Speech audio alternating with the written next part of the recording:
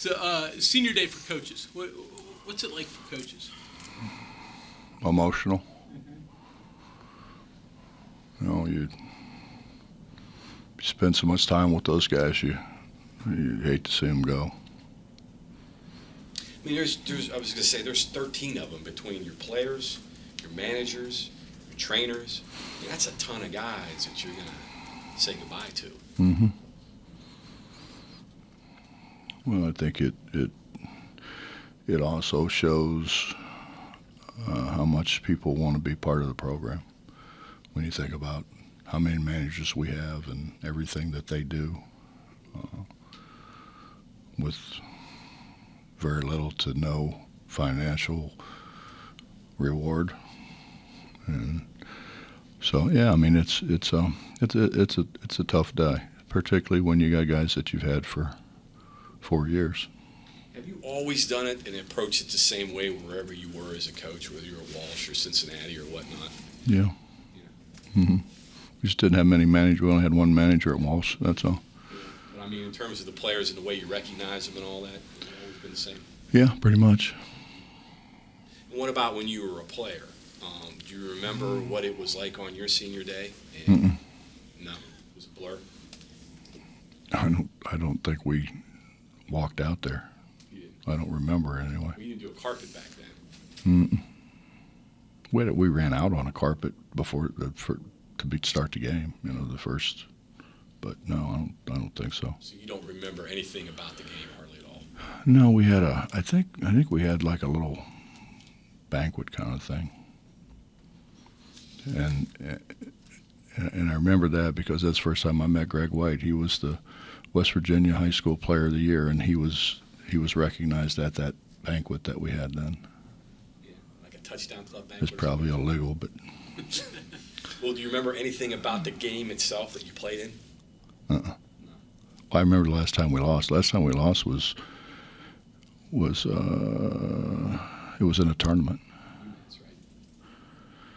I think it was. Okay.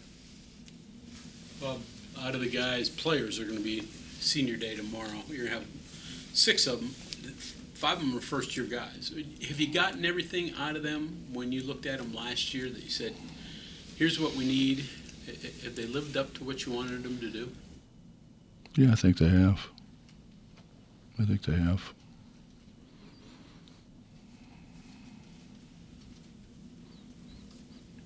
I mean, we've had absolutely no issues with their practice habits, their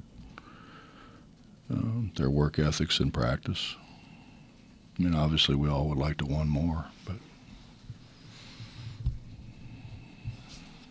Other than winning more, everything is still in front of you, right, with this team. You win tomorrow, that's pretty much takes care of the doubt. So everything is still out there. Mm-hmm. Is that how you approach it with your guys? Yeah, I mean, we need to win tomorrow, just to take all doubt away.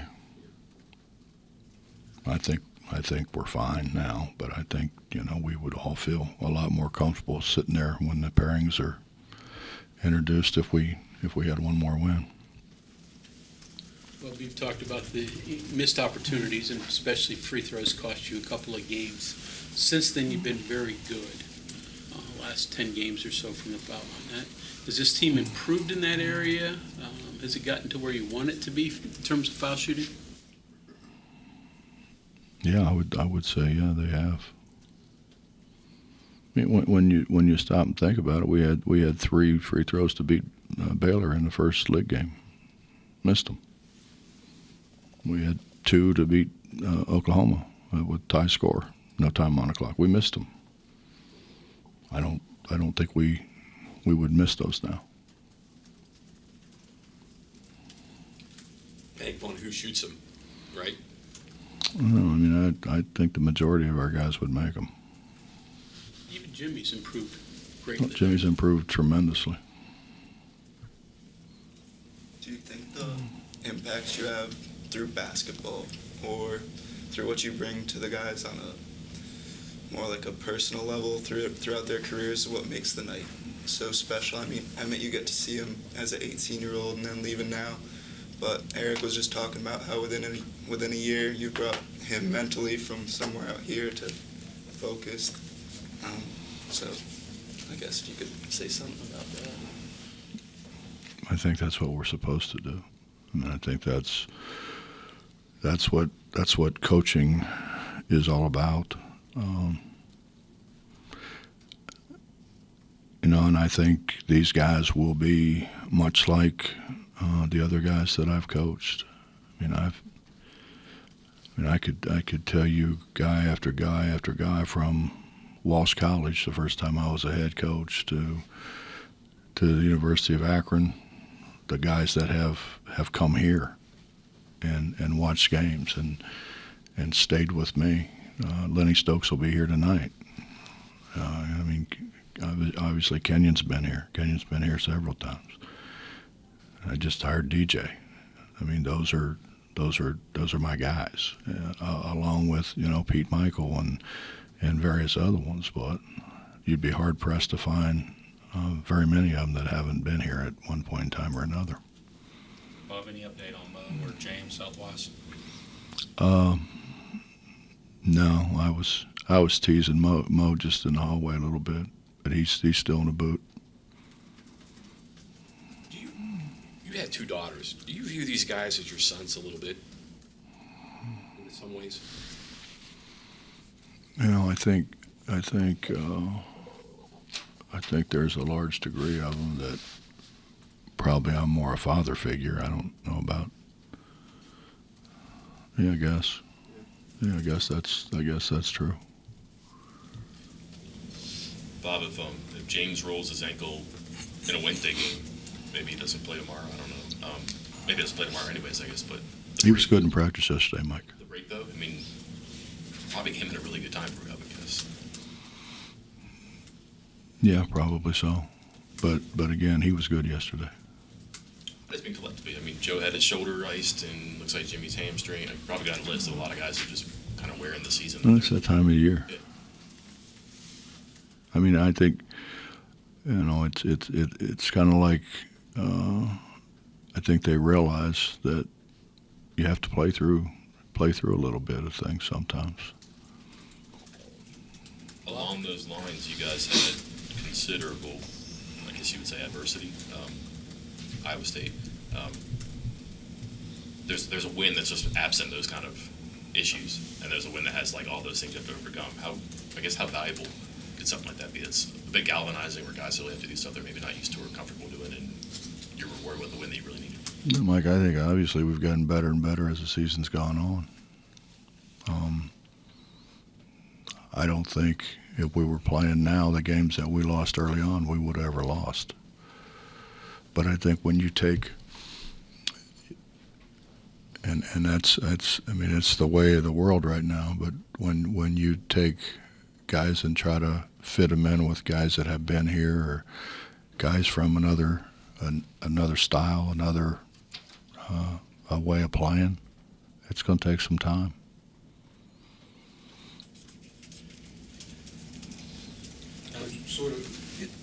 In a more perfect world, would you rather not have your leaders in such an emotional situation in such an important game, before such an important game? I don't know, Bob. I think it's good. And there's good and there's bad. I think it's good that they get to play in front of a sellout crowd of very, very loyal Mountaineer fans. I think that's a great way to go out, and I think that's something that people really remember. Looking back, and that's. I think that's valuable. It's. You wouldn't want them looking at it as a way to go out when you got so much ahead of you, so much riding on. Well, go out at home. Not go out, but go out at home. Yeah, I didn't phrase that right. I mean, when we were in Dallas or wherever the heck we were, and Tony was there, and I spent a good deal of time talking to Tony about just a lot of things, and Tony and I were running mates at guard. I get to see Bacon Mo quite a bit, so it's a great bond. Coach, in terms of bringing guys from different cultures, bringing them together, obviously transfers have always been a part of the game. I mean, you were a transfer, but a portal has kind of changed the idea of transferring. 2 years with the portal now, have your thoughts on what it means for the game, what it means for individual programs changed at all? Has it become a bigger part of building a program than maybe it should, or maybe you thought it would be? Or Well, let me put it this way: as when Eric was in here, waxing eloquently as only Eric can do, I was sitting in there talking to some of our younger guys, our managers, our statistical guys, and that kind of thing, and they started asking me questions about when I first went to Cincinnati. When I first went to Cincinnati, I signed 2 guys. One of them ended up being a good player for us. The other guy played for a while and then decided with the guys that were coming in, he had no chance to play, and he was correct in that assumption. And so he transferred to another school. But then I recruit Eric Martin, Corey Blunt, Terry Nelson, Herb Jones, Alan Jackson, and all of a sudden we're pretty good. And those guys, the 3 California guys were all pretty much together coming in, But then the other 2 guys, or other 3 guys, I guess it was 3 guys. The other 3 guys were, I mean, they fit right in. I mean, it was like almost automatic how they all came together and how good we got. We should have won a national championship, and that was the second year with those guys. I think this portal thing is different. I mean, I think junior college guys are different than some guys you get from like other avenues. And, it's a matter of trying to get them all on the same page, all working together, all understanding each other's the good things and the bad things. And I think I think Eric has matured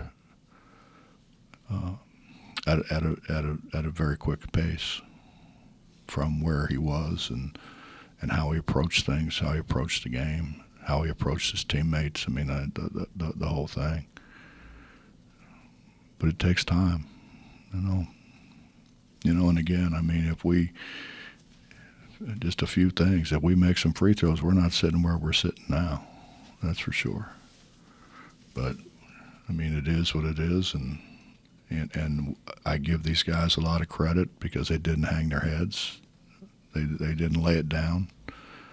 They continued to compete. I mean, if you think back about it, you take the Texas game aside. I mean, we've been in every game, and that just wasn't fair. I mean, we're coming off a day's rest, and they're coming off a week's rest. That's not fair. And then you take that, and then Trey coming back, and all the BS that people do whenever somebody leaves and then comes back in that venue. That just wasn't a fair deal. Are you saying about transfers, though, possibly that you might rethink that, maybe you might have to rethink, or people should rethink the idea of getting graduate transfers with 1 year left, who really get thrown in there, and by the time they know everything that's going on, they're ready to leave, rather than getting 2-year transfers? And I think you have to think about it, Bob. I think there are guys who can do that, and I also think there's guys that can't. And really our only way of doing that is film. And we can't jump in a plane and fly all over the country and go see guys that way, So it really, basically, I think it's two things. It's film study for one, but then I think also what it is reaching out to other coaches, other people that are involved in our game that have probably a little better idea about them holistically, not just basketball, but what kind of people are they off the floor? How are they in a locker room? Those kind of things. Bob, foul line situation again. You guys get a lot of your points on free throws.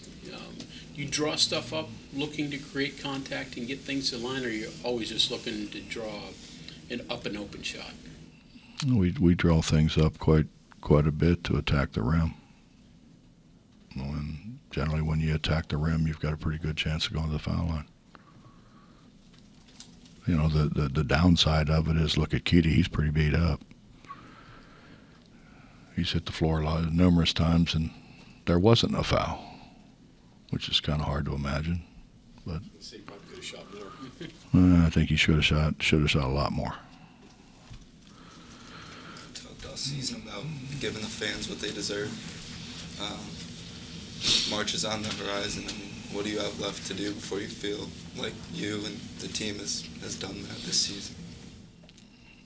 I think when we all get together like we do and sit and watch the drawings and see where we go play in the NCAA tournament. I mean, I don't mean to overlook the conference tournament because that's become a, I didn't think anything could ever compare or come close to comparing to what used to happen in the Garden and playing the tournament in New York. But Kansas City has been a great place, and they've created a very good venue, and I think our guys are looking forward, certainly after this game, but looking forward to the conference tournament as well as the NCAA tournament. You mentioned Kansas City. When people walk outside that arena, they're talking about the tournament. You go to New York, there's all kinds of things going on once you get outside of that Garden. And what they do is surrounding there. It's a pretty good event, isn't it? Well, John, I can tell you this. I think one of the most moving experiences that I've ever experienced in athletics was winning the Big East tournament, looking around the most famous arena in the world and seeing a sea of gold. And, guys there, tears running down their face, singing Country Roads. It's hard to surpass that. With the history of the arena, but what Kansas City's done, it's pretty impressive when you say. Oh, it's fantastic what they've done. I mean, they have made a very, I'd say, more than conscious effort to do that. And you're talking about a city who's just come off the Super Bowl. The Super Bowl parades and everything else, and they do a fantastic job. The hotel people we've been in a couple of different hotels, but primarily in one, and they've been as accommodating as you could possibly be. Your free throw shooting was, a bit of an enemy earlier, and it's been a pretty good ally for you for most of the season, just your activity there. But you also talked about how you guys couldn't finish near the rim, and that seemed like it's gotten better too. Do you think there's some connection, maybe guys who weren't particularly strong around the rim might have been worried about free throws, or is there any connect about what happened early, which wasn't great, and now it's a lot better? Mike, anybody doesn't think this is a contact sport doesn't watch it very close. It's a contact sport. And coming out of junior college, coming out of high school, coming out of playing at a lesser league, you don't get that. You look at the contact Keedy takes every time he takes it at the rim. Look at the contact our bigs take every time we try to score it around the rim. And what happens is when you get contact, the ball comes down. And as much as, you talk to them about you got to put the ball up higher on the board, it's got to be higher on the board because contact is going to bring it down. And we just didn't get the ball up high enough. Coach, that factor of time you were talking about in terms of getting guys to mesh and gel together, is that the most overlooked part outside of coaches, I guess? I mean, it's easy for everyone else to kind of get excited when all these new guys come in, but that factor of time is what you have to deal with, and you can't overlook it in that sense. Is that difficult? It's a maturation process for everyone. I mean, when you think about it, where guys have come from, this is the most competitive physical league in the country, barring none, and they haven't experienced that before. I don't care where they came from. They haven't experienced that before. They haven't experienced how athletic this league is. This is an incredibly athletic league, and it doesn't get its due. Hopefully we get all 10 teams in the NCAA tournament and go on and show everybody what a great league it truly is. The worry is we beat each other to death. You mentioned that you've improved on free throw shooting, you've improved around the rim, you've improved this, you've improved that, but the fact of the matter is, earlier this year you said this was the worst defensive team you ever coached. Without a question. How far have they come, and are they a good defensive team now? They're a much better defensive team. And I think, Bob, what happened in Ames the other day,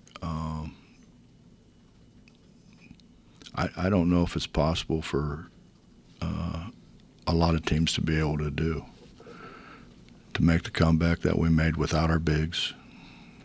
Now, we had one big, and at the end of the game, the only big we had was Emmett, who's I don't really consider a big.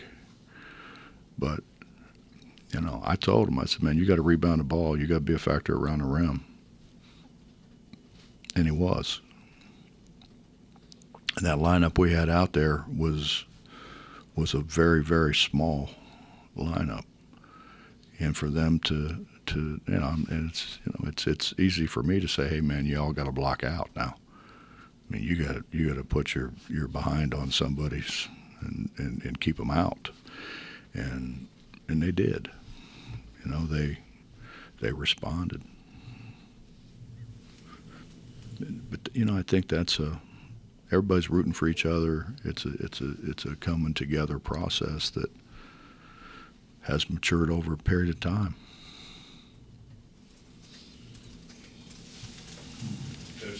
Get a cooler of water just for Emmett with his name on it.